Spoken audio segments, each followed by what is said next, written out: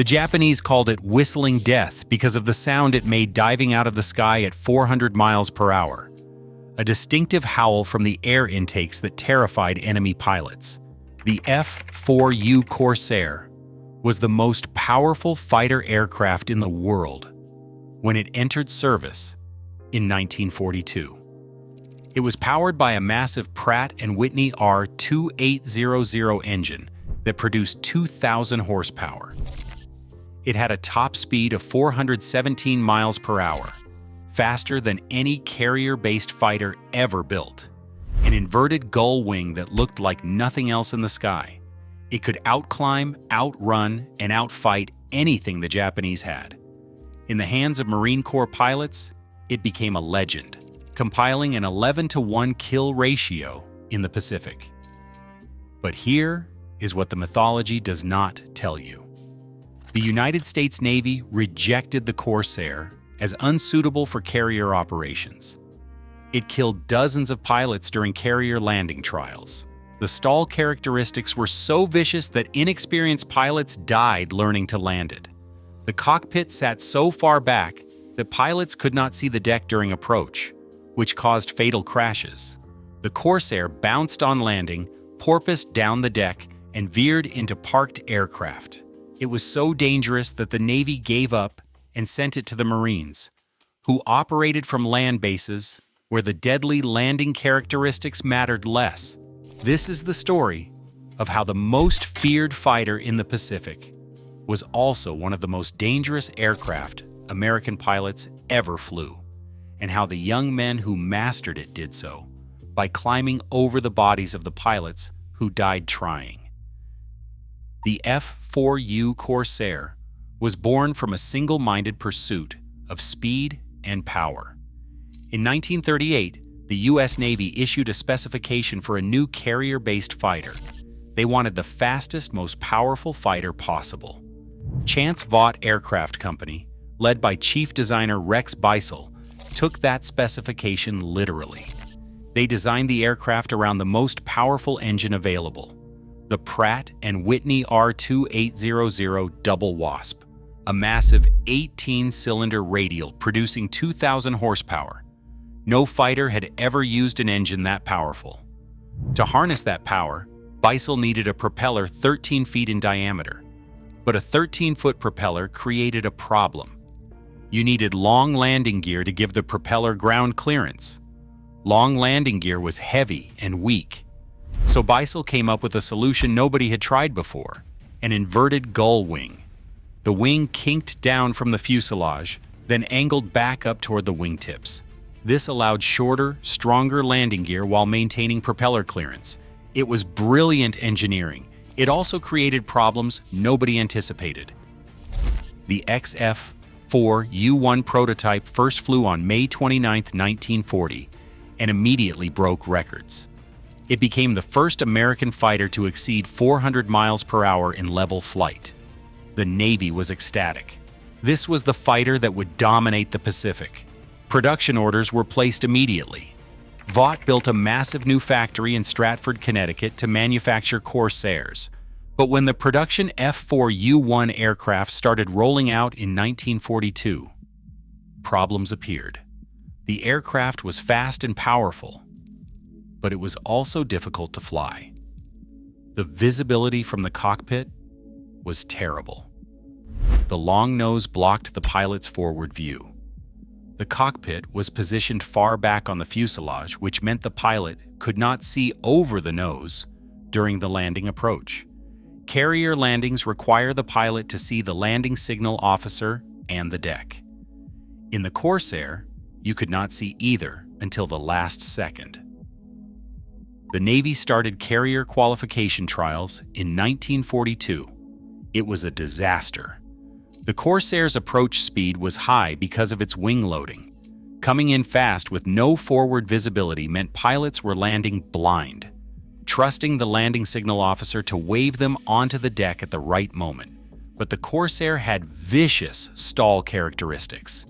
If the pilot let his speed drop too low trying to see the deck, the wing would stall without warning. the aircraft would snap roll and slam into the ocean or the carrier deck. Some pilots died in the water. Others died in flames on the deck. The crashes were horrific. Even if the pilot made it to the deck without stalling, the landing itself was dangerous. The Corsair's stiff landing gear and high sink rate caused it to bounce when it hit the deck. The aircraft would touch down, bounce back into the air, bounce again, and porpoise down the deck out of control. Sometimes it would catch an arresting wire. Sometimes it would miss all the wires and crash into the barrier or go over the side. The barrier was a steel cable barrier designed to stop aircraft that missed the wires.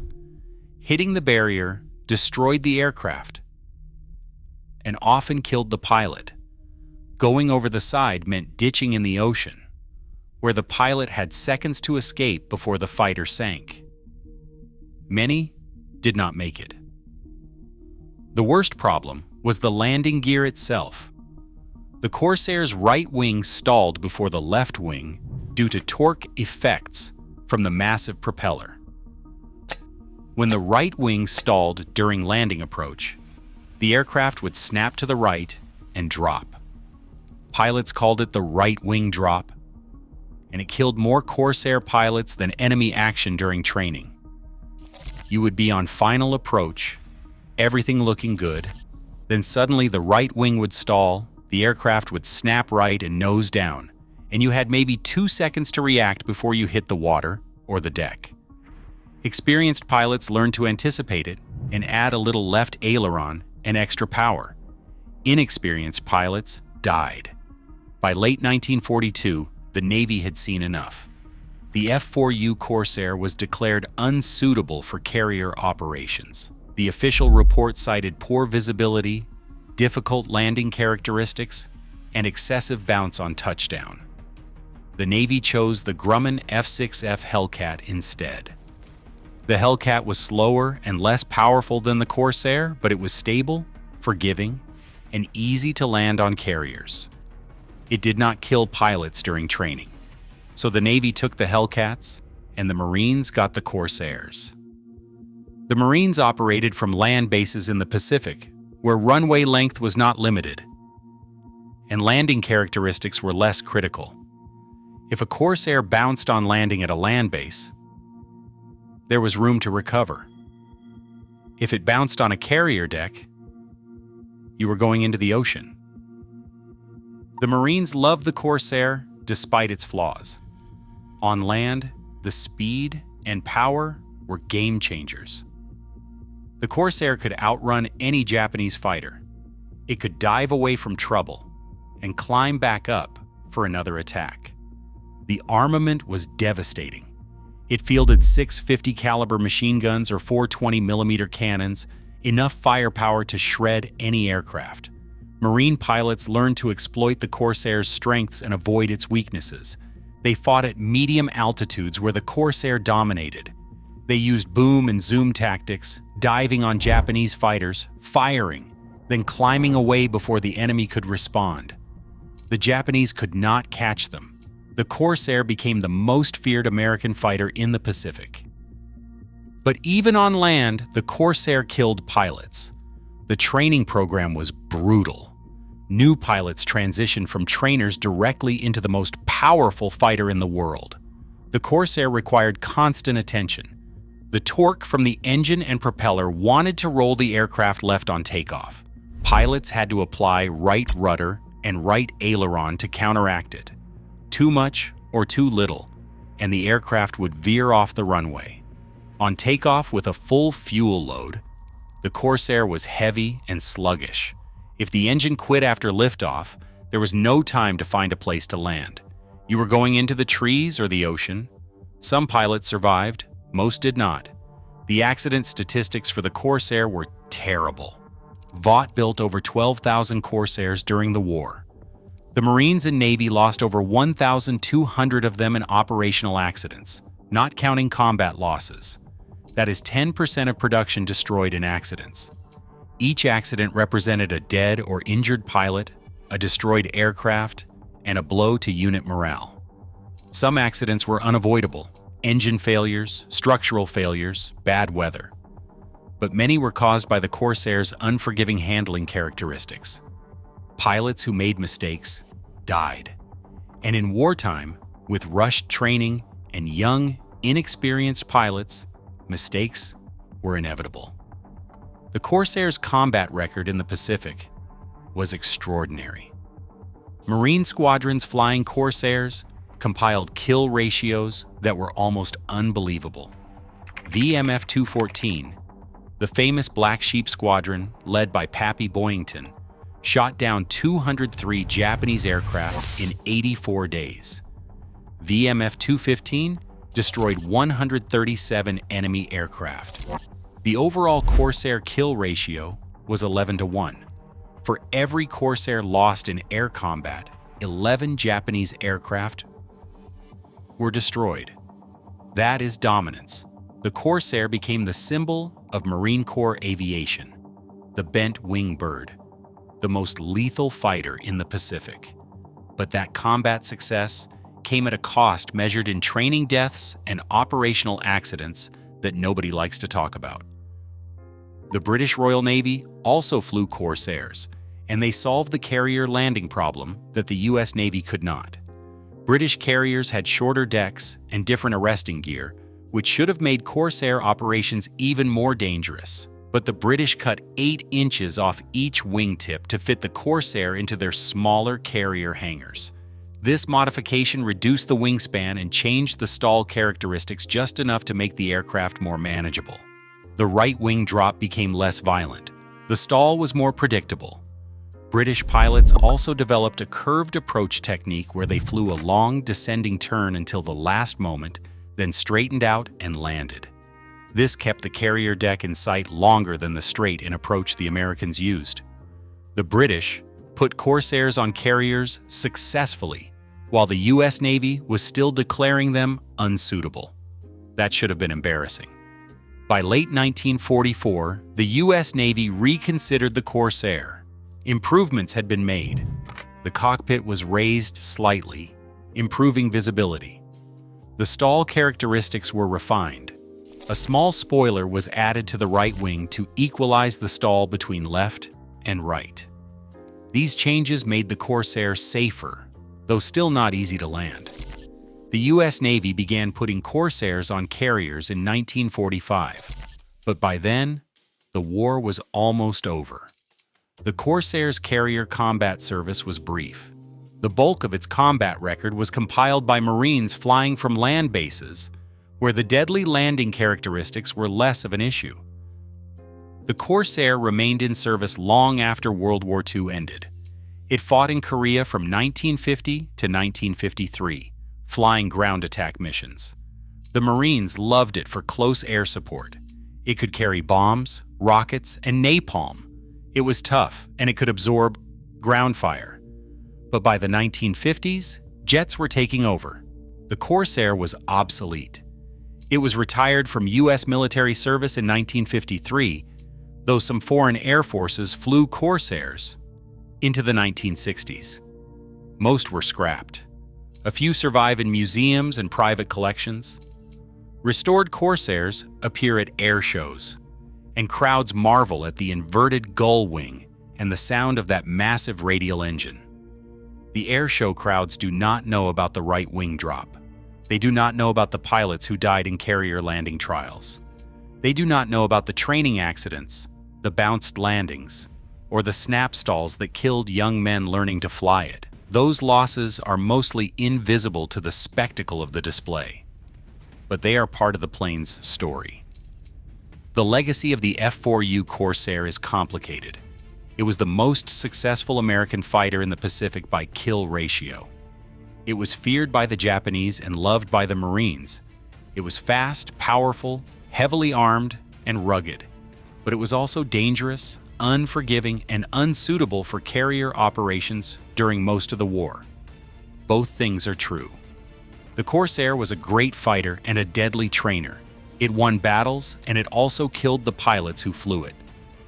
The mythology focuses on the combat victories, the 11-1 kill ratio, the Black Sheep Squadron, Pappy Boyington. Those stories are real and deserve celebration. But the mythology erases the training deaths, the carrier accidents, and the fundamental design flaws that made the Corsair a killer of its own pilots.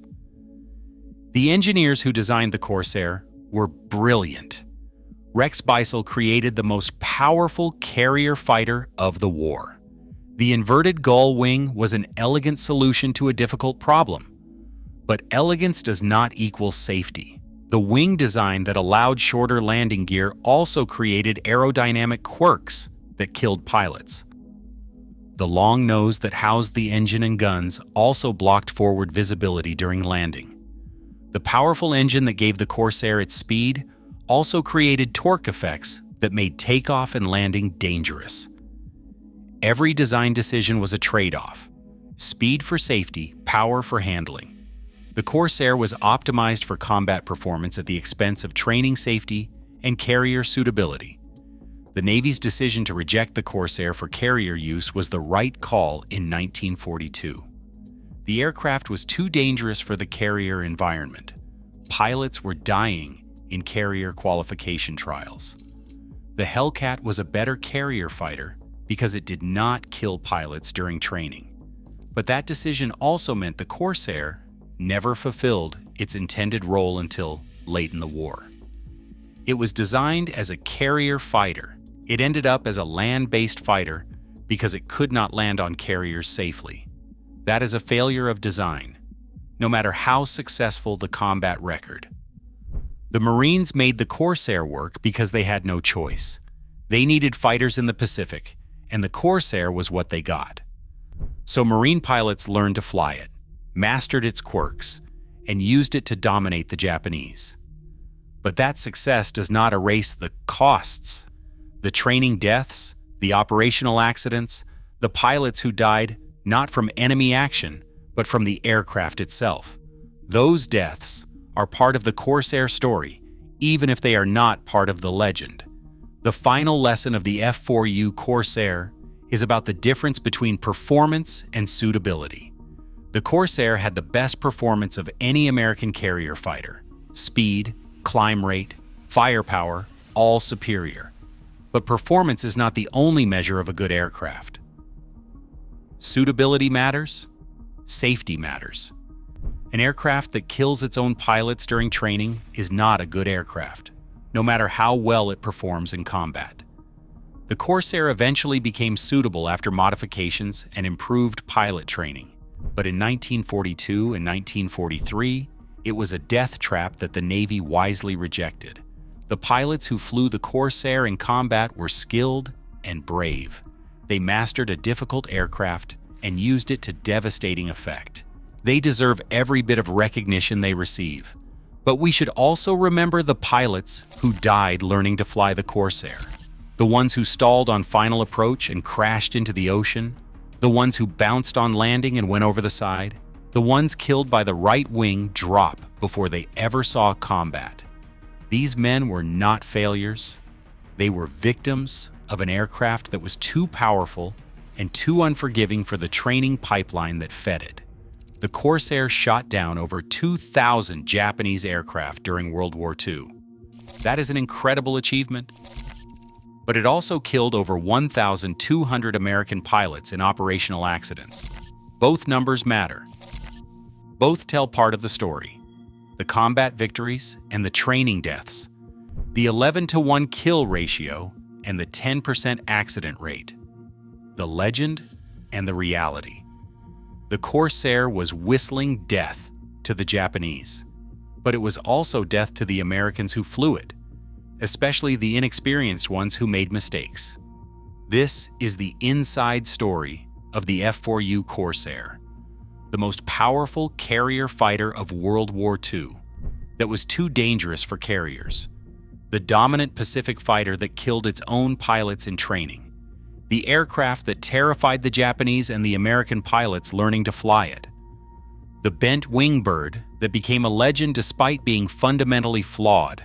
The Corsair helped win the Pacific War. That is undeniable. But it won that war with a higher cost in American lives than it should have. The design flaws were known. The landing characteristics were deadly. The visibility was inadequate. These problems could have been fixed before the aircraft entered service. They were not. Young men died because of that, and their deaths are part of the Corsair story, even if the legend prefers to forget them. Whistling death killed the enemy, but it also killed friends. Both truths matter. Both deserve to be remembered.